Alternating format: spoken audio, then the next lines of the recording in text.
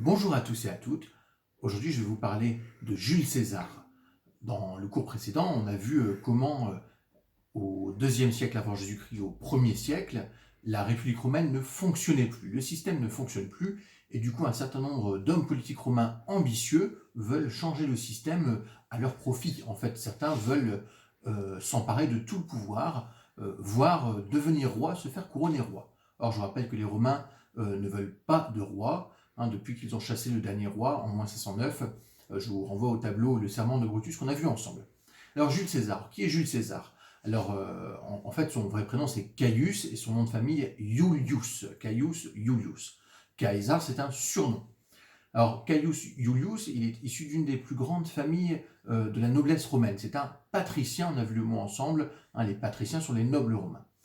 Il est issu de la gens Iulii, la famille des Jules. Alors cette gens Iulii, ses origines légendaires remontent en fait à Iule. Vous vous souvenez qu'on avait vu la fondation de Rome avec Énée et son fils Iule, c'est-à-dire que la famille de Jules César, la famille Iulii, porte le même nom que le fils d'Énée. Alors Jules César va s'en servir dans sa propagande politique en disant qu'il descend de Énée et donc il descend de la déesse Vénus. Alors, tout ça évidemment c'est de la propagande politique. Alors Jules César, comme tous les jeunes nobles romains de son temps, donc fait sa carrière politique, vous vous souvenez le cursus honorum, et donc il va accéder un à tous les postes de pouvoir de la République romaine. Il est aidé donc par deux autres personnages, Crassus et Pompée, qui sont ses alliés et ses rivaux dans les années moins 60. Alors finalement, Jules César, en moins 59, au sortir de son consulat, il est consul en moins 59.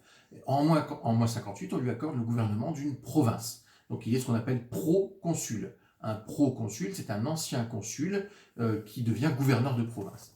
Alors il a plusieurs provinces, plusieurs armées, et il a notamment la province de Gaule cisalpine, c'est-à-dire en fait ce qu'on appelle aujourd'hui la Provence, la région de Marseille, le sud de la France.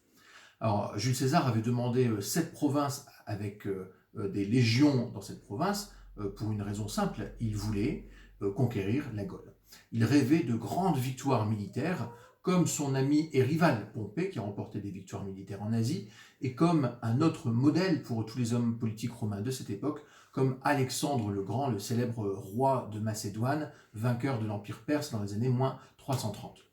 Alors Jules César rêve de victoires militaires pour en fait établir un pouvoir personnel. Donc à partir de moins 58 et de ses bases en Gaule du Sud, il va prendre le premier prétexte pour se lancer dans une conquête de toute la Gaule. Il conquiert la Gaule, il bat un à un les peuples gaulois, certains se rendent, d'autres se soumettent à lui, d'autres résistent. Donc ceux qui résistent sont les Arvernes, commandés par Vercingétorix, et Jules César va les battre après avoir essuyé plusieurs échecs comme à Gergovie. Finalement, il réussit à battre les derniers Gaulois résistants. En moins 52 à Alésia, Vercingétorix et son armée sont vaincus. Alors vous avez dans vos dossiers partagés des illustrations qui vous montrent les fortifications d'Alésia, comment Jules César a pu encercler les Gaulois à Alésia avec tout un ensemble de fortifications, des pièges, des palissades. Il a installé ses camps et donc il a, grâce à son siège, à sa tactique habile, il a pu encercler les Gaulois et les vaincre. Alors en moins 52, Jules César est donc le maître de la Gaule, et là il est face à un choix crucial. On l'accuse d'avoir mené une guerre illégale. Il n'avait pas le droit normalement de sortir de sa province pour attaquer toute la Gaule. Et il se retrouve finalement général victorieux à la tête d'une armée qui lui est totalement dévouée, après avoir remporté de grandes victoires. Et donc il est devenu un homme très populaire. Alors le Sénat veut le mettre hors la loi et l'arrêter et éventuellement l'exécuter. Alors Jules César se retrouve face à un choix crucial. Il décide de rentrer dans l'illégalité en fait en attaquant Rome, en attaquant le gouvernement romain qui est aux mains du Sénat et qui s'appuie sur le rival de César qui s'appelle Pompée. Alors Jules César et son armée franchissent la frontière italienne et à la suite de plusieurs batailles, Pompée se réfugie en Grèce. Jules César débarque en Grèce avec son armée. Il est désormais maître de la Gaule et de l'Italie. En Grèce, il affronte Pompée en moins 48 à la bataille de Pharsale et Pompée est vaincu.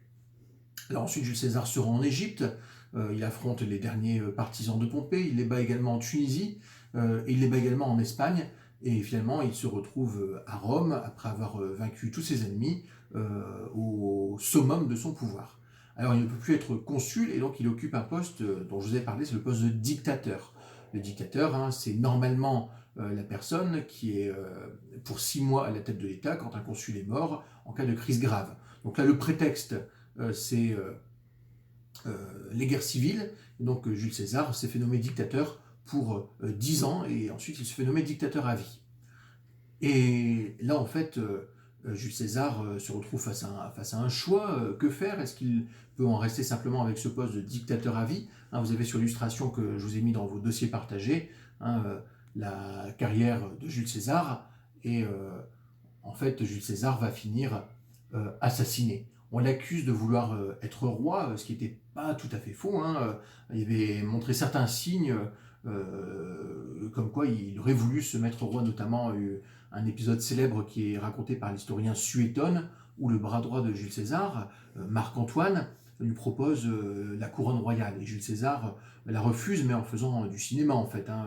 Il la refuse pour le public, mais en fait il aurait bien dit oui si le public avait applaudi et l'avait acclamé.